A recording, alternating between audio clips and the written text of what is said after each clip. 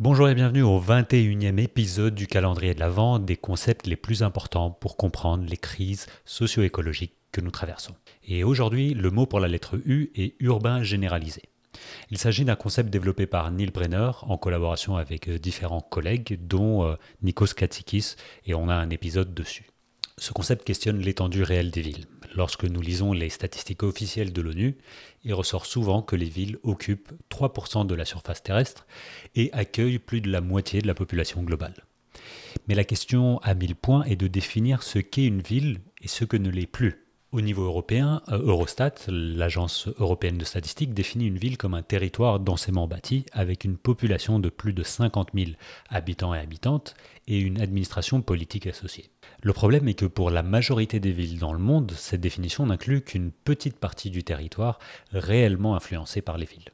Dans la majorité des cas, les banlieues des villes s'étendent bien au-delà des limites administratives. Les personnes qui viennent travailler et font tourner une ville, par exemple les personnes qui travaillent dans les soins, dans le nettoyage, la collecte des déchets, dans les supermarchés, vivent souvent à plusieurs dizaines de kilomètres de leur lieu de travail. En quelque sorte, le territoire où habitent ces travailleurs et travailleuses est un territoire servant ou fantôme de la ville qui est au-delà de ses limites administratives.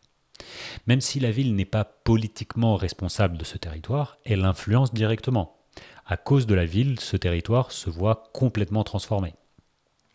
Si nous poussons la réflexion plus loin, quels sont tous les territoires et écosystèmes et personnes qui sont mobilisés par les villes ? Est-ce qu'un champ qui nourrit une ville fait en quelque sorte partie de cette ville ?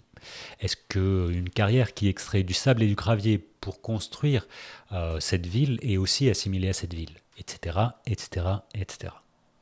Donc au final, jusqu'où s'étendent les villes et quelles devraient être les responsabilités étendues d'une ville lorsqu'elles viennent réellement transformer tous les territoires proches et lointains ? Si je prends un exemple encore plus extrême, est-ce qu'un champ de soja qui nourrit du bétail français, qui nourrit un citadin ou une citadine française, est-ce que ça appartient à une ville française ou pas ?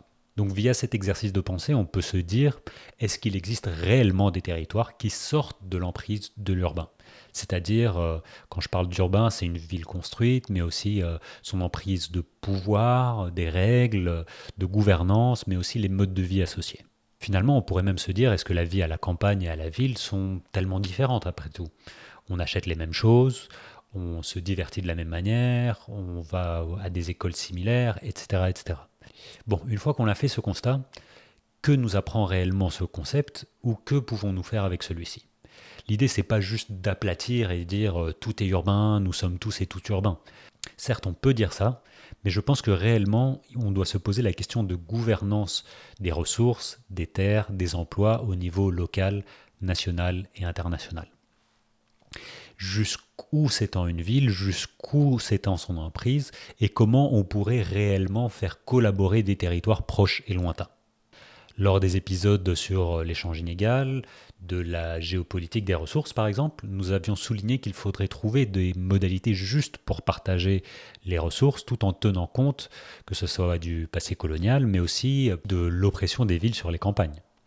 Vu qu'il existe une relation de poule et de l'œuf entre les villes ou les grandes villes et l'économie néolibérale, on peut se poser les questions à quoi ressembleraient des territoires qui échangent de manière juste avec leur territoire. Et est-ce qu'un territoire qui abrite plus de 1 million de personnes est par définition un territoire injuste qui doit obligatoirement approprier des ressources proches et lointaines ?